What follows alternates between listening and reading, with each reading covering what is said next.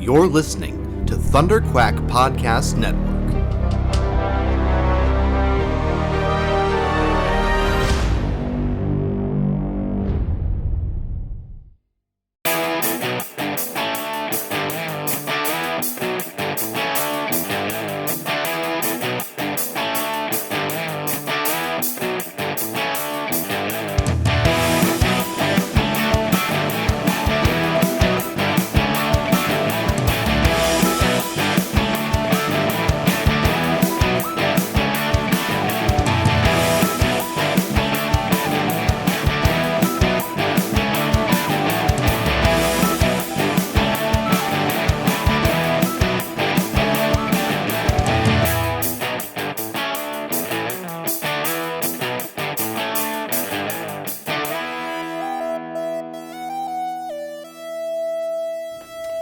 Did you finish Lost in Space yet? No. How far are you?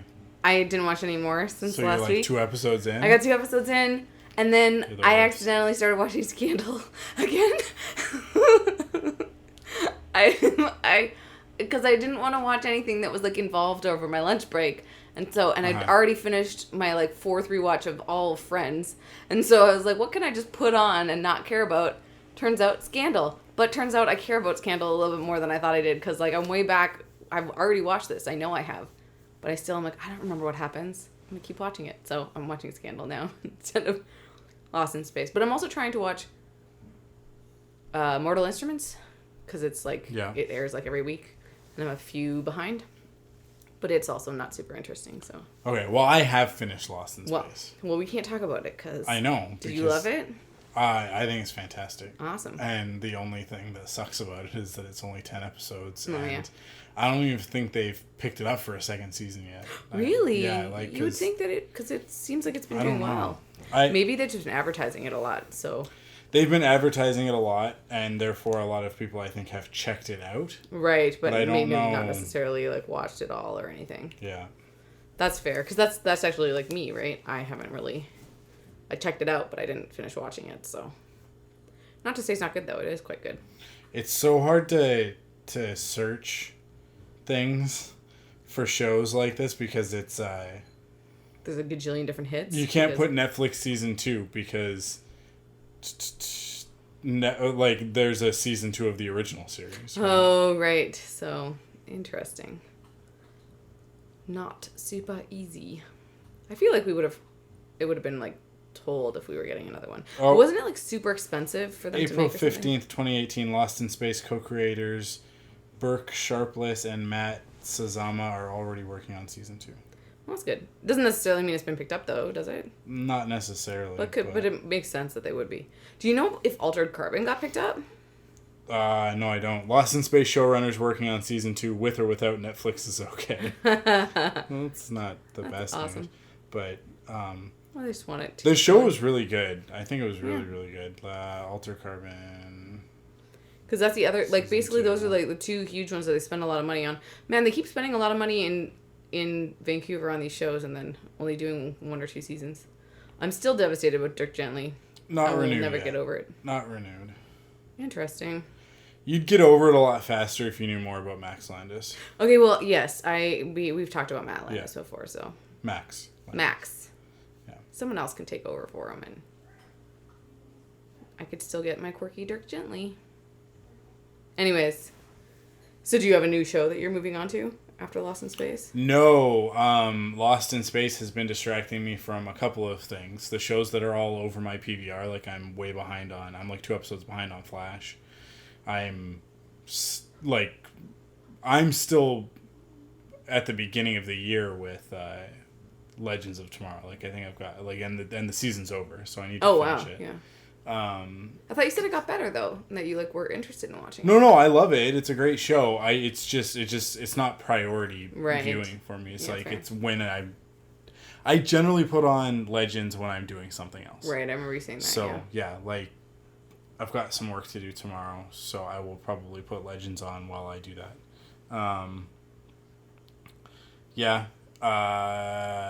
And then God of War has taken up a vast majority of my time. The video game, yeah. Yeah. Cool. Yeah, because it's a very, very good game. Nice. I like it quite a bit. Are you almost done it, or is it like a really long game? No. Okay. It's like it's a super, super long game, like 40 okay. hours. Oh, okay, gotcha. Yeah. Cool. I guess there's nothing else to talk about. Well, Because we can't talk about Avengers. Why are we talking about Avengers? Because the greatest we're doing a song spoiler ever. cast on Monday. Am I invited to the spoiler cast? If you want to be on the spoiler cast, I was going to do it with Tim and Curtis, but if you want to be on as well. I mean, I'll think about it. I kind of do. I I- like doing your stuff. I didn't want to inconvenience I you know. because it's on a Monday night. I know, so- but like, what time on a Monday night? I don't know. We haven't set a time yet. Yeah, I could do it if it's like after 6:30. We'll see. It's We'll usually chat. when I record with Curtis. It's generally after It's kids usually go to later. sleep, Excellent. so probably around like 9:00. Sounds good. We'll Yeah. see. Yeah, hopefully. I don't think I have anything else on. I might be going for dinner with somebody next week, but I don't know if it's Monday or Wednesday. Okay. But that's good. Well, yeah, there's, I guess, nothing else to talk about. No Nope. other pop culture stuff. Womp, womp, womp. No. No. I mean, yeah, like Avengers has just dominated everything, right? But I don't know, like Deadpool is like 3 weeks away. Yeah. That's exciting. Yeah, I'm excited for Deadpool. Everything seems like it's at the beginning of this year. Like, beginning of the summer, I guess. It is like, very front loaded. Yeah, because It is a very front loaded year because there's the Star Wars movie is in May. Yeah, because usually So it it's- kind of messes yeah. things up. It is actually Why are they doing other it in than May?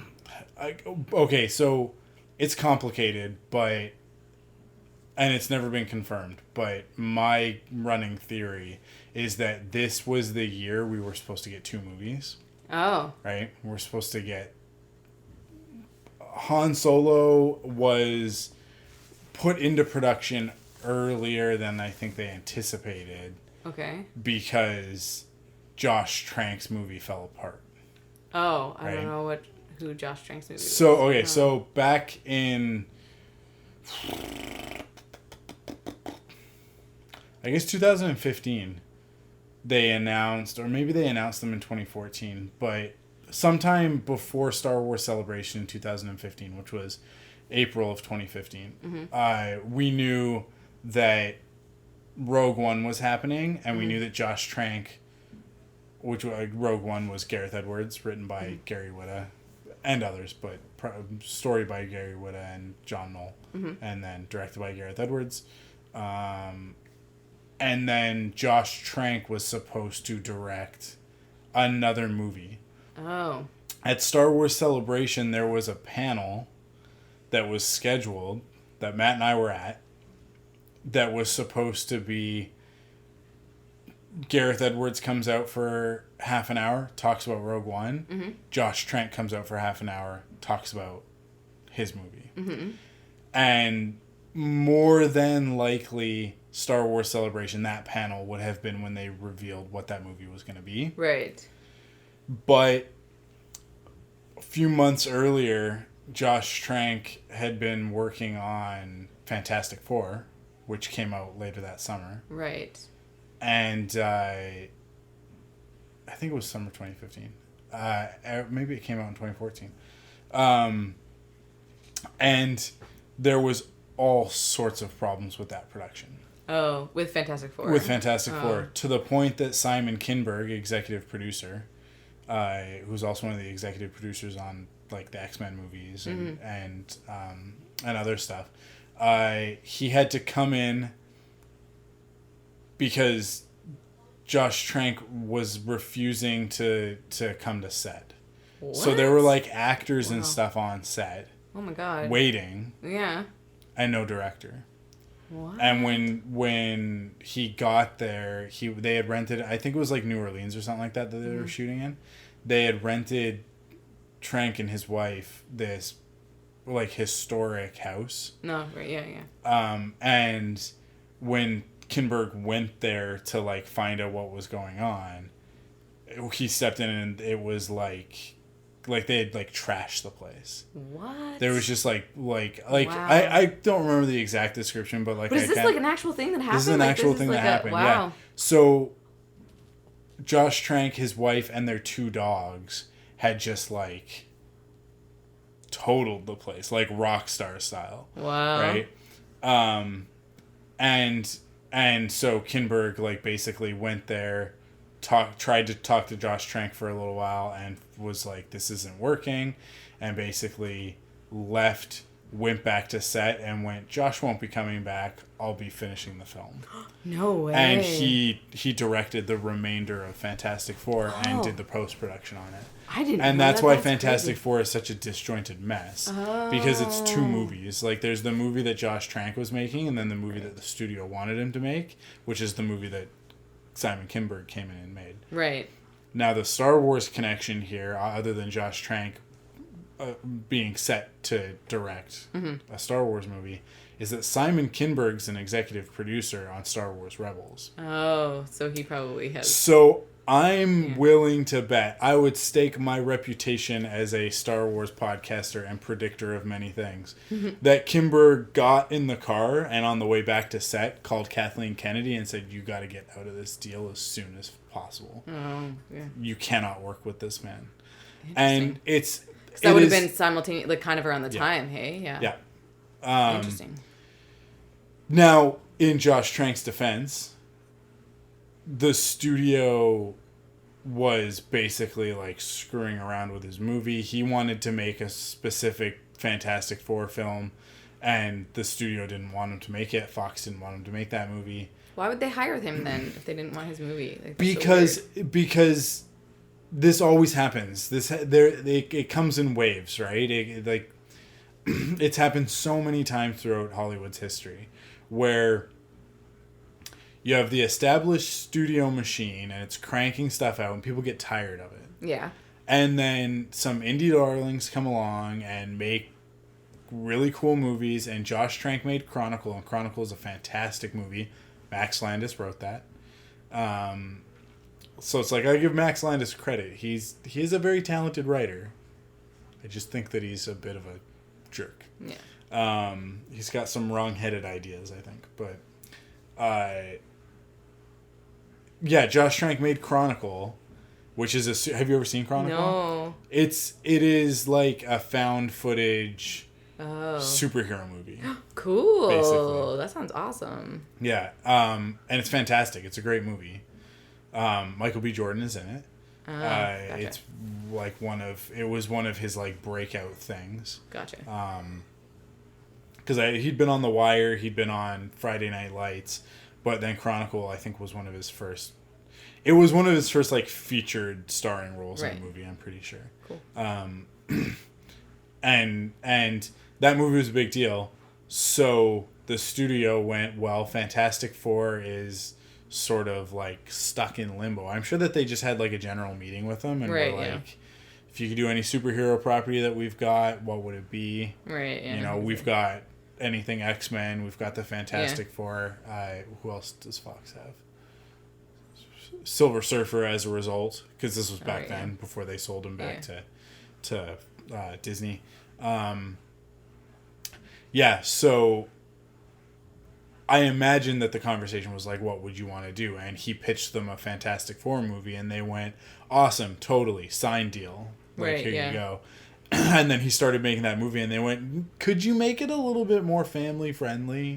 Could you do this? Could you do? And it was like, that's not the movie that I want to make. And so I think what has happened with a lot of these directors, because it's not an uncommon story, right? Like, these guys basically have nervous breakdowns because they go from doing these small budget indie films that make it big, that become huge successes. Then you give them a studio film and it's a completely different beast, right? And you're working for so many masters. I think that like sometimes these guys have like literal nervous breakdowns where it's like the pressure of making the Fantastic Four reboot, right? A property that is so hard to do. And you think that you know how to do it and the studio wants you to do it differently. Like, I get it. But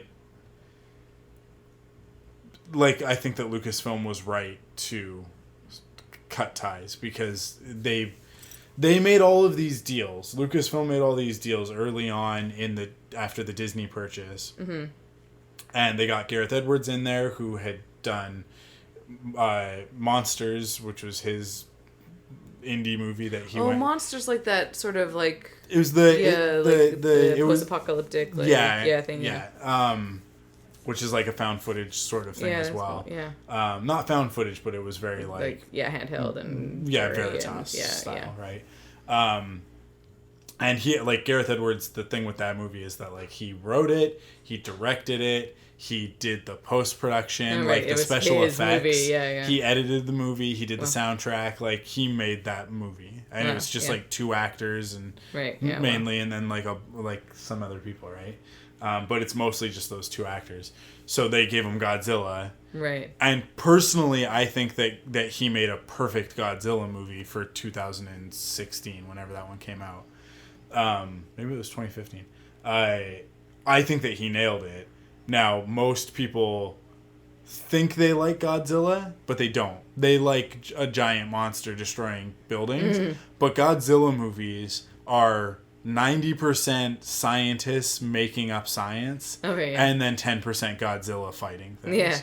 Yeah. And that's what that movie ended up being, was a lot of like science, like pseudoscience. Can I know, and forever, I will be okay with people making fun of this for me, but like my favorite movie when I was growing up was Godzilla, like Matthew Broderick. The Matthew Broderick one? Like the corny 90s I loved it Matthew too. Broderick Godzilla. Like I loved that movie. I watched it all the time. I don't think that there's anything particularly wrong with that movie. It's a Roland Emmerich film. It's I think that there's some pretty cool stuff in it. I love that design for Godzilla. Yeah, it's cool. There's an animated series that was a spin-off of that movie, and it is one of my favorite shows from that era. Awesome. Because it took that Godzilla and then built out his world with like Mothra and Ghidorah and like the Monster Island and all that stuff. It's a fantastic series. Nice. But yeah, Gareth Edwards made like a perfect Godzilla movie, so they went, do you want to make a Star Wars movie? Right. And I think that he did a pretty good job with a Star Wars movie, but I think that, I like Rogue One. Rogue One's fine, but if I showed you the art book and showed you what it looked like in its conception and then what the movie is in its like the thing about Rogue One is that there's a really solid nugget of a story there, and then everything else on top of it is like it could go one of like 6 ways. Right. Pepper, are you gonna be chill? No, he's gonna attack me. Are you laying down? That blanket is kind of his spot. So. Oh, good. If he just sits there, I'll be fine. I think he's going to. That's good. Yep, he's chilling out.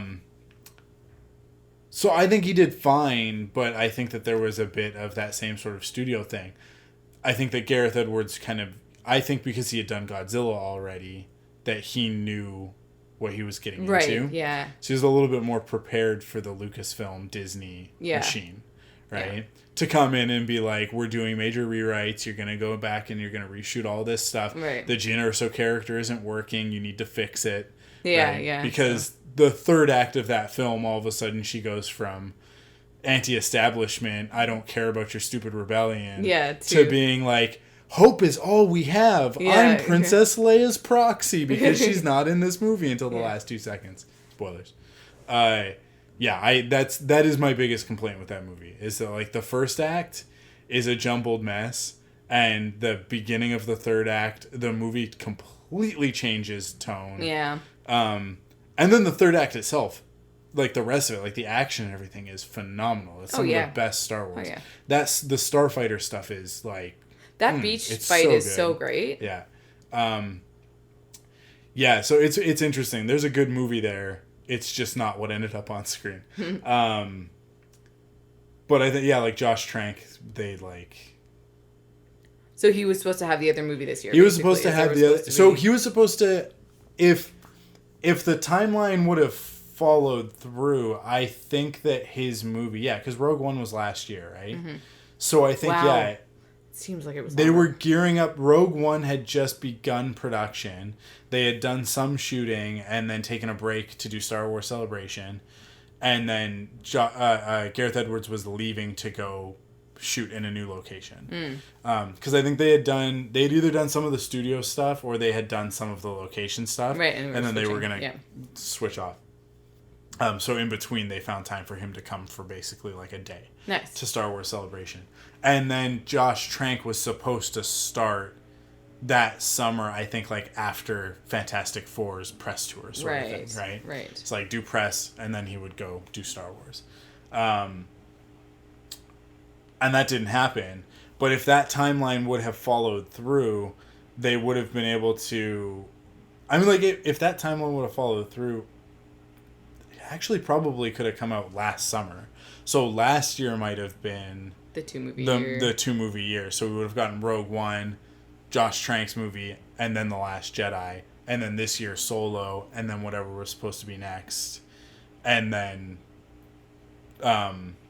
Episode 9 was supposed to be next May, but because Josh Trank was a problem, and then Lord and Miller were problems on Solo. Oh, right, yeah. Right? So they had to bring Ron Howard in for that. Oh, right, yeah. And I think when that happened, that combined with Gareth Edwards, which I think Gareth Edwards did a good job, but I think that the trouble that they did have with that movie kind of like being one of the first alarms, and then this other stuff, and then the other stuff, they were like, oh no, we've got Colin Trevorrow directing episode 9. Episode 9. Who's Colin Trevorrow? Jurassic World, but before that he did a movie called Safety Not Guaranteed, which is like I've seen that, like the one that movie. put him on the map. Yeah. I'm gonna go turn that off. Yeah. Crazy. So they would have been like gun shy about all the like new directors and indie stuff, and then they would have been like, you know who we're gonna go with? Let's just get JJ back on the train. So they got JJ back, and I think that because they had to do that stuff, I think because they had to pivot, that whatever other projects were in the pipeline didn't get canceled, but have been like pushed. Yeah. Right. Because they have to be completely reimagined, because they're like director films, right? Like it's... Yeah. So we're in a weird limbo right now where we know Solo's coming out in 4 weeks. We're about a month away. Less than a month away at this point. Episode 9 comes out in December of 2019. There's this big gap between Star Wars movies. Ant-Man and Wasp is July. And then Captain Marvel isn't until March of next year. So like, we have to go all the way from July until March with no Star Wars, no Marvel. Oh, Lord. This is the longest gap in probably the last 5 years. Yeah. Where it's like there's nothing there. The only thing that's in between that's any sort of like solace is Wreck-It Ralph 2. Wow. Yeah. Spider-Man Into the Spider-Verse, which is a Sony movie. Yeah, that looks is so also good. coming out in December, but that's going to be a very different type of movie. I'm really excited for it. Cool, it looks fantastic. The animation is just It's done here, hey? I didn't know that. Yeah, it's at the studio. A bunch of the people left my studio to go work on it. To go work on that. Which is devastating, but...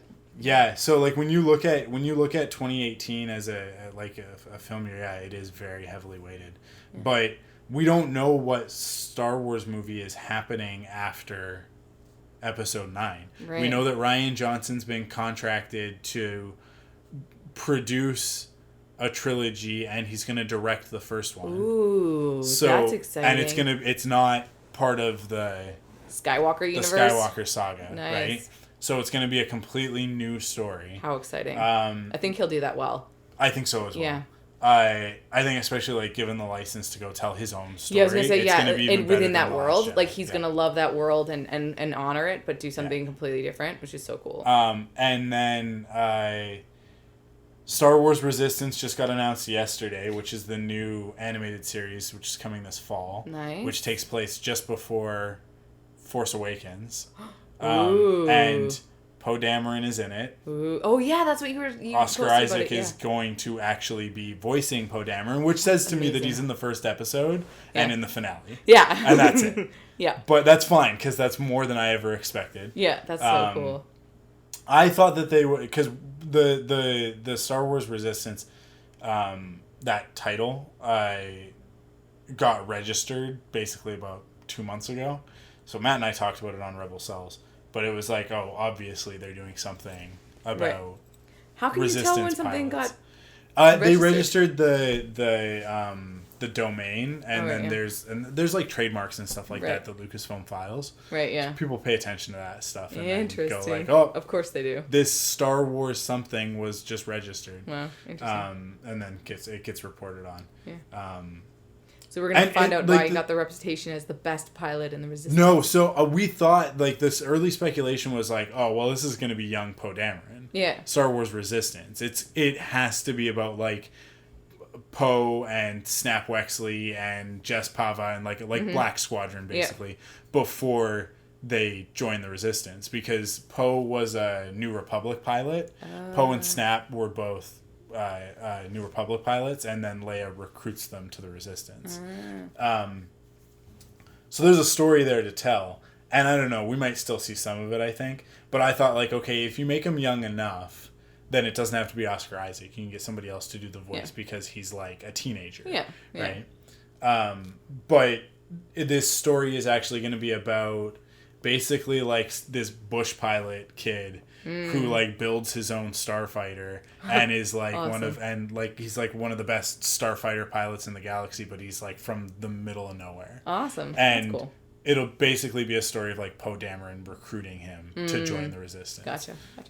And BB-8's going to be in it, and I imagine that Leia will be in it as well. But and I would have imagined that the plan was to have Carrie Fisher voice that character again. Yeah.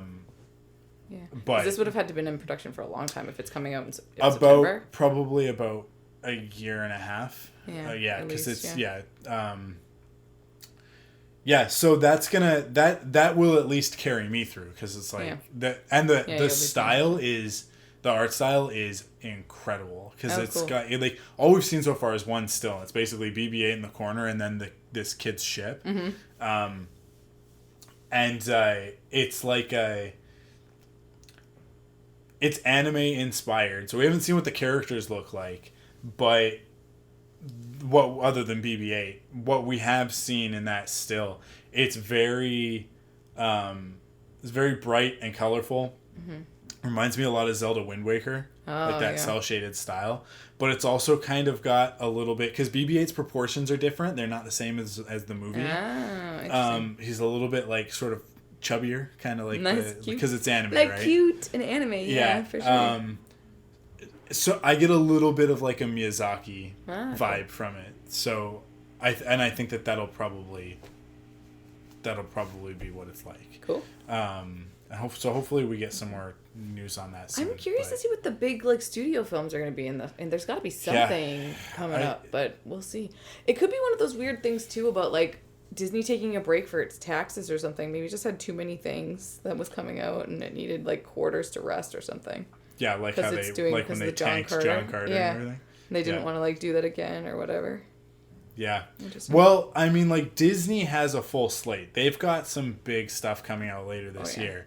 Just nothing like action adventure. Yeah. Right? Like, because they've got Mary Poppins Returns is in the winter. I want another princess movie. What's the next princess movie that's coming out? I haven't like heard of any announcements. Dumbo is next spring, and then Lion King is next summer. Oh yeah, Lion King. I forgot.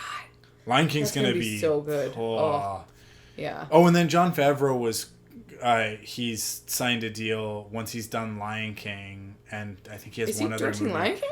Yeah, he directed Lion King. Way. Yeah, because he did Jungle Book. So he's doing Jungle Book and then Lion King, and then maybe he's doing Jungle Book 2. Like when Jon he's done Favreau, Jungle Book 2. Jon Favreau from Iron Man. Yeah. Oh, when he's done Jungle Book 2, then he's going to be show running a live action Star Wars series for the Disney streaming platform. No way. Yeah. So that's awesome. Wow. It's good to be Jon Favreau. Yeah, at dinner last night before the movie, I was arguing with Jeff because he was like, "Oh, Lucas, I think that they're going to fire Kathleen Kennedy because she's screwing everything up. What? And it's like, buddy, that is one perspective. Yeah. That is your point of view because you didn't like Last Jedi and you don't like the way that Solo's looking. Last Jedi is so good. Last Jedi's awesome. Solo looks like it's going to be incredible. Like I posted it in the Facebook group, right? That these TV spots that they've been showing are blowing my mind, and I'm going like, this might be my favorite Star Wars movie. Because if it's a movie version of those Brian Daley novels that I talk about all the time, like those little novellas that are my favorite Star Wars books, if that's what this is, then it's my favorite Star Wars movie of all time. Right. The only thing that's going to trump that is when they do an Obi-Wan Kenobi movie where he doesn't use his lightsaber in the entire movie. Because like cool. That's like that if I were making the Obi-Wan Kenobi movie, that would be my movie. Is like, why without the lightsaber? Because he's not a Jedi anymore. He stops, right? Like it has to take place between 3 and 4, right? Unless they go back and they do like young Obi-Wan, which I think is kind of a weird idea, but it could work. Yeah. But if they do Ewan McGregor Obi-Wan, right, not as I would pick it up basically like I would give it like a year after Revenge of the Sith. Oh wow. And it would be like the beginning of the movie is him like sort of wrestling with what his purpose is, just being this hermit in the desert and Owen won't let him have anything to do with Luke. Like, that wasn't his plan. His plan was to go to, like, they would raise Luke, but that he would be there to train him. Right. But then Owen won't let him, right? Oh, right, yeah. And so, like, he has to, like, find a new purpose, but he can't be a Jedi. And, like, I don't know, like, maybe in, like, the cold open, he could use the lightsaber, but that it would, like, basically bring attention to the fact that he's there. But he has to be low key, right? Yeah. So I don't know, like my ideal story would basically start with him in front of the chest that he pulls Anakin's lightsaber out of, and he's basically like got the chest open and the blanket on it, and on the blanket are Anakin's lightsaber and Qui-Gon's lightsaber, and he's like holding his in his hand, and he's like looking at it, and he's like, if he's like in talking to Qui-Gon, trying to commune with Qui-Gon, and he's like, if I'm not a Jedi, then what am I? My entire life. Yeah. But the Jedi Order is gone. They've been extinguished. Yoda and I are all that's left, and the boy and whatever, and just like this moments of clarity of like, I'm not a Jedi anymore, and he puts it away. Right. And it's like there will be a time for this later, and like closes the chest, and it's like when like the Force will let me know when it's time, sort of thing. And then the rest of the movie is just like a totally like Logan-esque personal story of him, like of when you're a hero, when you're one of the greatest heroes in the galaxy, how do you then go to one of the worst places in the galaxy full of crime and corruption and suffering and not fix it? Yeah. Right? Like, that's Obi-Wan Kenobi's story. That's the story worth telling, is like how do it's a lot like Kingdom Come Superman, right? Where like Kingdom Come Superman eventually goes like, I can't save everybody, so I'm saving nobody. I'm just going to go live on a farm and just like become an old man, right? Devastating. Is Jabba on Tatooine? Yeah. That could be interesting. Exactly. That right? like there's something there about him like failing, like him realizing that he can't help from who he is, and so he just needs to make the choice. And the thing is that what is more important is just to protect Luke. In the Clone Wars, Jabba and Obi-Wan have interactions. So Jabba the Hutt knows who Obi-Wan Kenobi is. So it would be absurd for him to not know that he's on Tatooine. And I think like these are the nuggets of the story worth telling, is that like filling in those pieces like Rogue One does, and like Solo is going to do, of like, we know pieces of this, but like how does Obi-Wan kind of like go to Chewie first? Right, yeah. Of all of the people in the cantina, he immediately goes to Chewbacca, right? Because he's a Wookiee, and because trust Wookiees and that sort of thing. They're honorable, whatever. But I think that there's opportunities to tell some stories of like Obi-Wan figuring these things out, like Right. like sort of knowing He's like 'cause he's around, been to Mos Eisley before and stuff like that. And I think that like him interacting with Jabba and like Jabba being like, what are you doing here? I thought the Jedi were dead. Yeah. And him being like, I'm trying to keep a low profile. I'll stay out of your business if you stay out of mine, sort of thing. And Jabba being like, you know, like make it let's make a Interesting, deal. yeah. Like you gotta sweeten the pot a little bit more than that. Like I can tell the Empire where you are. Yeah. I don't even have to kill you myself. Yeah. Right. This guy in the black mask he's hunting Jedi across the galaxy, sort of thing. And then dealing with Obi-Wan. There's a novel called Kenobi that has some of these ideas in it, but it doesn't. It also focuses on like these moisture farmers and a Tusken Raider and stuff like that. It's sort of like a story from 3 points of view.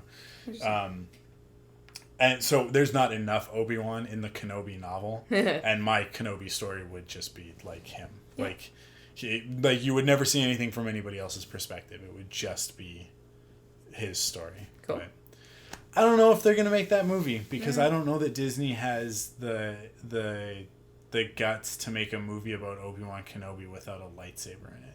Yeah. Because Rogue One has a lightsaber in it. Like Darth Vader is at the end of the movie and kills a bunch of dudes, and it's awesome. But it's almost like it's that and the Leia moment are such fan servicey moments. Oh yeah, that's a little bit. As much as I love those moments and they're really great, they also kind of take me out of the movie to a certain degree. Do you think they'll have lightsabers in Solo? I'd like I don't think so. I really hope that they don't. It's not. It wouldn't be fitting for it to be there. Because Han can't meet a Jedi until he meets Obi-Wan. Right. Yeah. Because all the hokey religions and ancient blasters and that sort of thing. Right. Yeah. Unless he meets somebody who claims to be a Jedi who is not a Jedi. Oh, that's the only way that you could do it. Is like if somebody gives him reason to be cynical about Jedi. Right. Yeah. Yeah. But I don't know. Yeah. We'll see. If it were still just the Lord and Miller movie, I would be skeptical. Yeah. But because Ron Howard came in and basically was the fixer on that project, I have 100% faith. Nice. In Ron Howard, because Ron Howard doesn't have to do anything. No, he decided he chose to. Kathleen Kennedy called him and said, "I need a personal favor." Yeah, I can't let. First of all, it's a screenplay by Lawrence Kasdan and his son John Kasdan. Lawrence Kasdan wrote Empire, Jedi, and The Force Awakens. I didn't know that. So he wrote the majority. Crazy. This is the thing, right? Is that nobody talks about this part of it other than the Star Wars fans everybody who care about it. Empire, everybody knows that. Wow.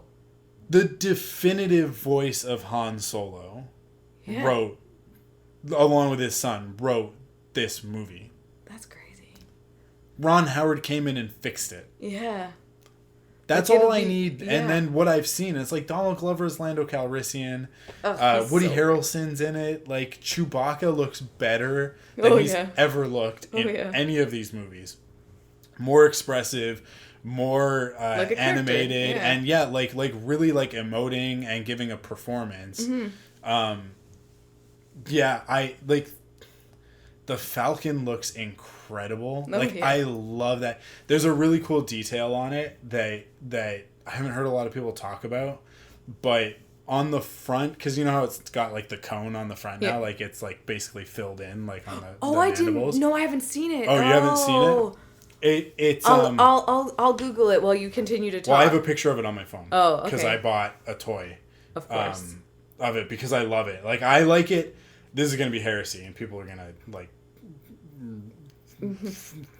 burn me at the stake or whatever for saying this, but I like it better than the actual the classic Falcon look. That's a big statement. Yeah. Oh. So if you look at the near the nose, there's a little bump there. Yeah. That is there's another. I have another picture of it. It's very convenient that you're wearing your Millennium Falcon shirt for me to compare against. Yeah. So as you can kind of see it better in this one, that little. It's a hood scoop.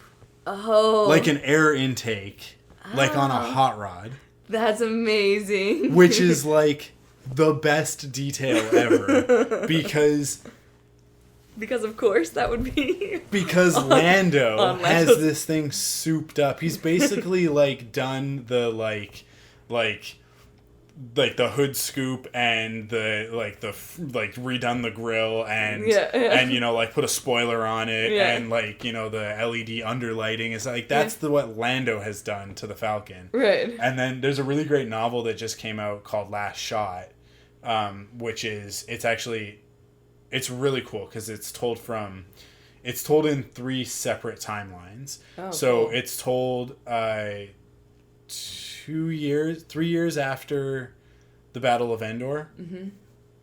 2 years after the Battle of Jakku, and I think the Battle of Jakku takes place about a year after the Battle of Endor. Because Ben is about 2 years old. Oh, interesting. Yeah, and so it's really kind of starts with like Han as a new dad and like dealing with a 2-year-old with having a toddler and stuff like that. So this is canon novels that just came out. It's canon novel. How cool. And then so that's one of the timelines, and there's like this something is happening where like this crime boss kind of guy is after Lando, and so Lando comes to Han to recruit him because like the guy is after him because Han stole something in the Millennium Falcon years ago. Oh, right, yeah. So and Lando is the last registered owner of the Millennium Falcon. Oh, yeah. So the guy comes after him and not Han. So Lando's like, you owe me. Like, this is your fault. Yeah. So they've gone off on an adventure. And while that's happening, it's basically intercut with a story from slightly before Solo and a story after Solo. No way. That's so you get cool. Lando and L3, which is his droid. Yeah. I shouldn't say that. It's not his droid. It's His partner, Yeah, his droid partner. Yeah. Because it's a really important part of her story is that she is independent. Oh, cool. She doesn't have an owner. She doesn't call him master or anything like that because they're friends, not like they're partners, like Han and Chewie. Yeah, sort cool. of thing. So it's Lando and L3 on the Falcon before Solo, and then it's Han and Chewie on the Falcon after Solo.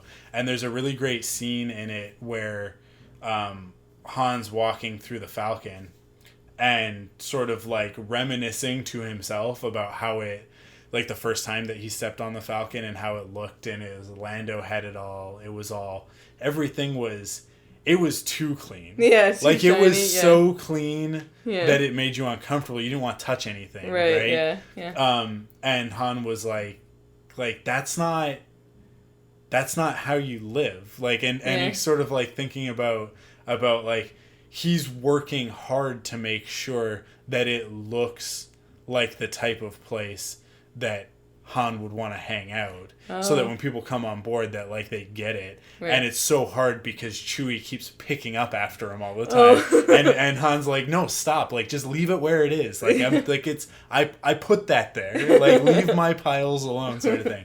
But it gets into the idea that Han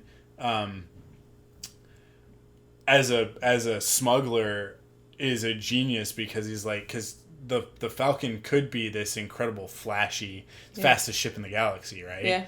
But that puts you on the radar. Oh, right, yeah. So it looks like a piece of junk, so that Luke walks up and he goes like, what a piece of junk. And it's like, it doesn't look like much, but she's got it where it counts. Yeah, right? exactly. And yeah, that's because like Han's like, look, I've worked really hard to make this thing look like a piece of crap. Yeah. So that I can just skate past Imperials because they don't even think about me. Yeah. Right?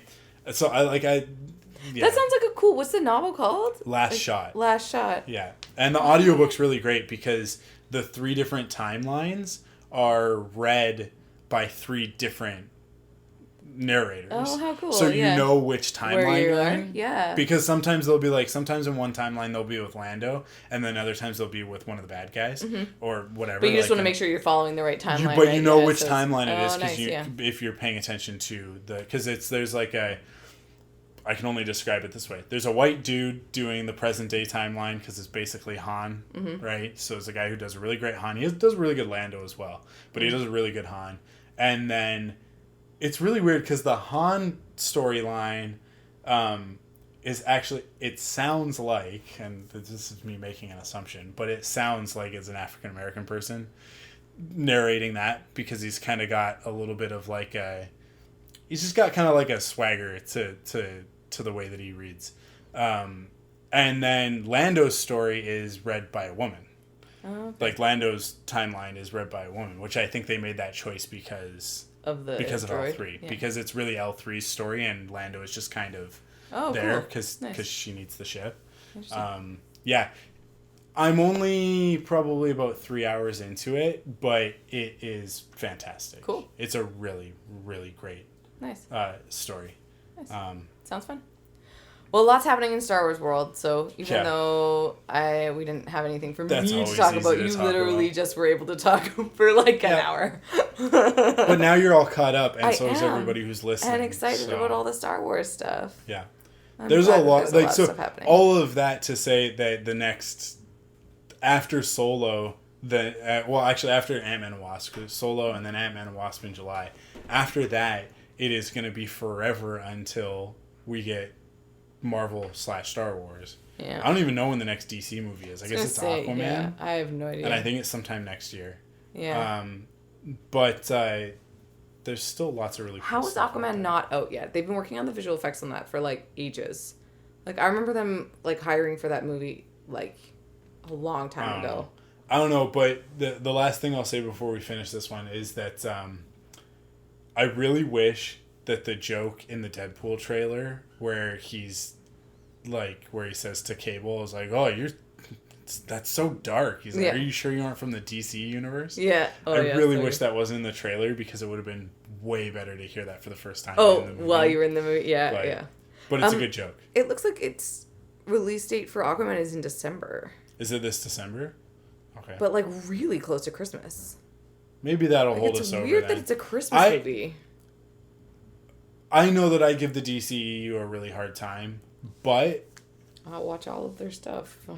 I'm really hoping that Aquaman's actually good, Oh, yeah. because the best part of Justice League was absolutely Jason Momoa as Aquaman. Oh, for sure. Nicole Kidman is in this movie? Really? Weird. And Willem Dafoe. I knew Willem Dafoe is, because he's Interesting. like Aquaman's like advisor or something like It that. comes out a week early in the United Kingdom. It comes out December 14th in the UK. That happens a lot. December 21st in the United States. That a Avengers. big movie So like the that? reason why Avengers got pushed up a week, Yeah. is because it's so spoiler heavy. Oh, that they couldn't release it early somewhere else? It was slated to release this week in the UK, Oh. and then so, May 4th in North Gotcha. America. And so they pulled it up. And they so that went, it, no, okay. we can't do this. It's got to Right. release worldwide. Right. So they pushed it up a week in North America. Gotcha. Yeah. Oh, that makes sense. Which, like, spoiler heavy. Yeah. Holy crap. Yep. I can't even, like, there are so many things that I want to say, but I'll save it for the spoiler. Yeah. Cool. Cool.